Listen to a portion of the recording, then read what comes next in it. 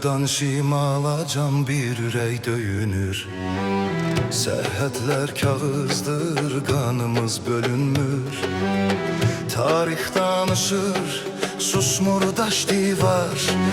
Adımız birdir, Azərbaycan var. Külək Bakıdan əsir Təbrizə, eyni dua qalxır gecə səssizcə. Ana dili dodaqda qürur sinədə, bu sevda yazılıb bizim taleyə.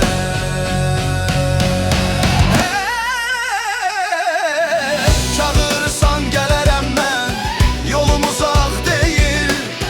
Bu torpaq namuslu, geri dönmək ayıb deyil. Sən yaşa Azərbaycan, eybi yoxdur, ölərəm mən. Canım sənə fəda, sən yaşa Azərbaycan.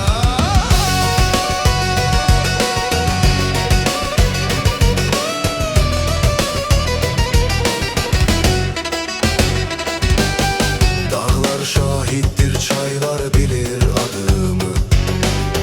Bu bayraq kölgemde değişmez tadımı. Düşmən söz atar, biz divar olarıq. Bir yumruq tək sıxılıb sabaha qalarıq. Cənub deyə ağlama, şimal deyə susma. Bu ürək ikiyə bölünməz, unutma. Qan eyni qandır, yol eyni yol, Azərbaycan bir dənə, bir can, bir qol. Çağırsan gələrəm mən, and içmişəm torpağa. Adını yazmışam ürəyimin ortasına. Sən yaşa Azərbaycan, eybi yoxdur, ölərəm mən.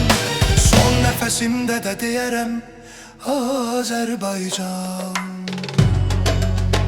Bu səs küçədən gəlir,